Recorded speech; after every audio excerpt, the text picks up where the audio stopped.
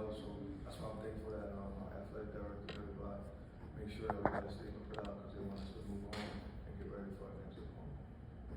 So that means you're not acknowledging or accepting that? No, I'm just trying to We're gonna move on and get to this point. We're gonna Matt you back. good football coach. Hey Fran, looking at this Duke team, you said that it was probably going to be the biggest challenge for your team so far.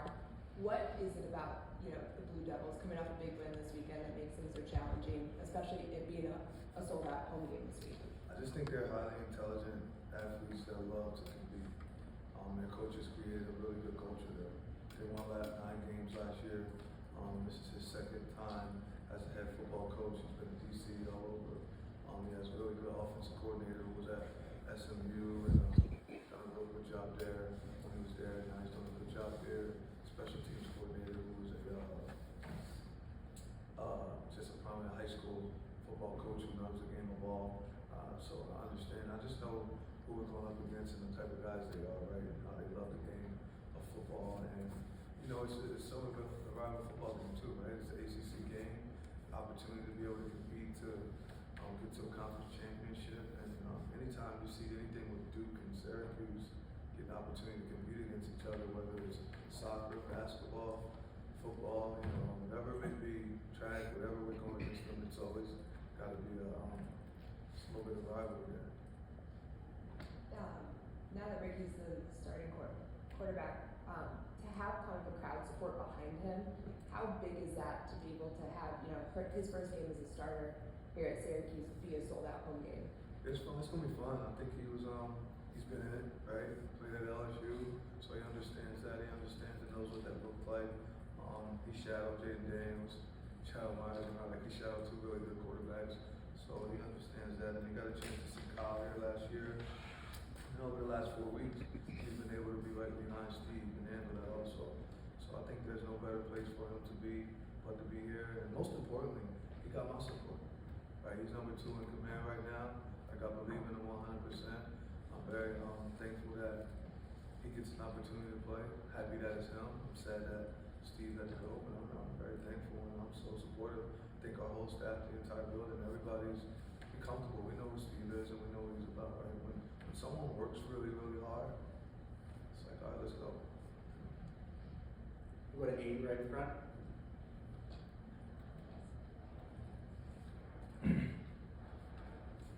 Hey Coach, just looking beyond Ricky, do you have a solidified answer who would be the backup? And if not, just what do you see from the competition in the room between Jakari, Luke, and Rich as well? I just think they're all competitive, and we'll figure that out over the next 2 days. We kind of got an ideal, because I think Luke's been kind of leading that way a little bit, but Jakari's right there also. So, and then you'll have days where Rich will just come out and be look like Joy Hamilton up there, just going really well. So we got to figure that out. That's something that we're going through right now. So I couldn't pick any one specific kid right now because they're all doing a really good job.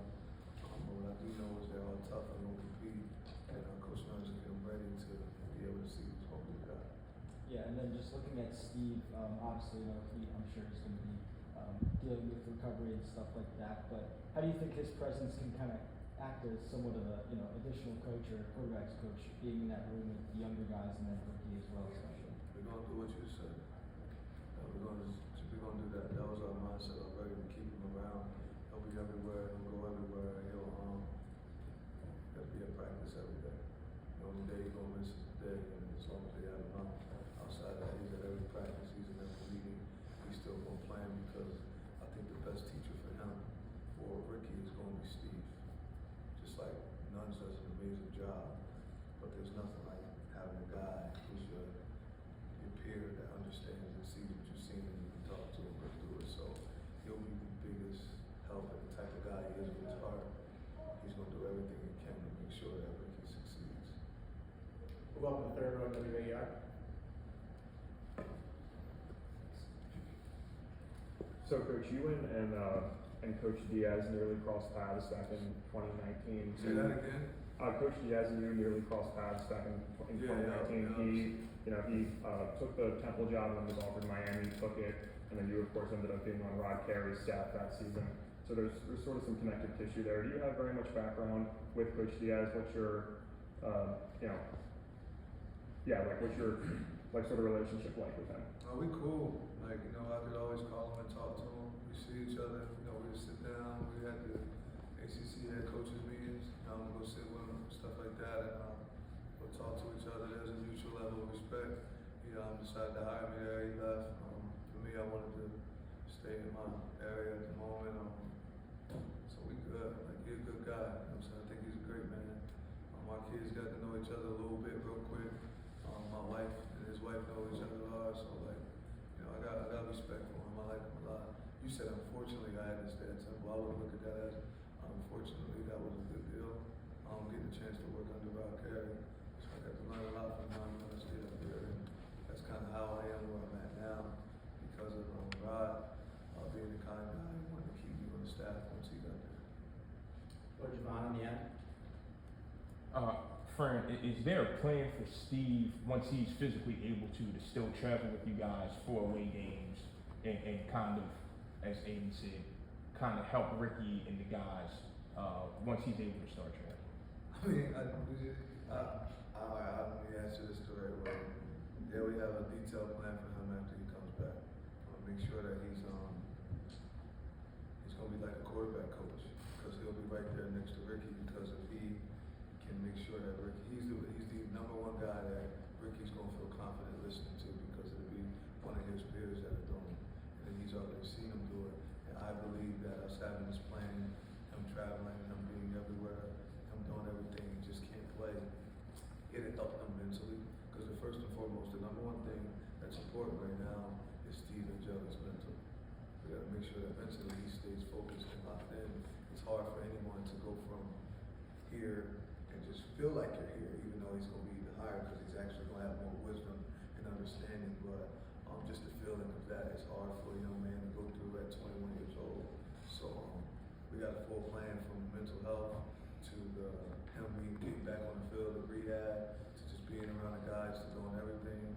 He's pretty much going to be a GA for the next 9 months until it's time for him to get back on the field. But I'm going to take care of all areas to make sure that he's a complete man. He's already going to be online academically, so that way we can keep him straight and have everything being able to help him.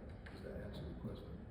And for the last few months, you mentioned earlier, you've been saying you feel like you have 2 quarterbacks that can go out there and win you a game. Steve's no longer one of those 2. It's going to be either Luke, Rich, Jakari, whichever one you decide before Friday. Do you still feel have that same faith that you have 2 quarterbacks that can go out there and win the football game? You're going to always have 2 quarterbacks that can help us win a game. Whoever that other quarterback may be, it'll be him. We might end up with 3. I'm not sure that, but the name of the game is to develop. And as long as we continue to develop them mentally and physically, then we'll have the guys that are needed to help us go out and just be able to have one more point than our own. Put Brent in front and Zach right after that. Fran, I know you said the statement speaks for itself. Faking injuries was something in college football that was universally accepted that they had to make a rule about it. I'm just wondering how you feel that the ACC chose Syracuse to make an example of it. I'm just trying to focus on Manny Diaz and his staff and their players. You know, I felt that what I don't want to do is take away from the fact of our players going out and winning the game against one of the better teams in the country, one of the better programs in the country, one of the best coaches in the country. You know, they won 8 out of the last 10 nationals. 8 out of the last 10 conference championships. They won 2 national championships. So I don't want to take that away from them, what our players done, and try to make it, you know, less than what it is, or minimize that. They made a decision that whatever decision they make, and as our administration says that's what we're going to go with, I got to follow that. We're going to follow exactly what we said, and we came up with that statement. I got to do what Mr. Wildhack stated for me to make sure we move on, and let's focus on the truth. Take questions on June from Zach. Fran, obviously you had the onside kick against Clemson in terms of the aggressiveness. What have you seen in terms of the buy-in from your team on special teams so far this year? They're doing a good job. Our special teams coordinator, Ricky Brumfield, his assistants, they work their butts off. The kids are believing more, they're working more. It's tough for some people to get that done, but it's getting them to buy in and have fun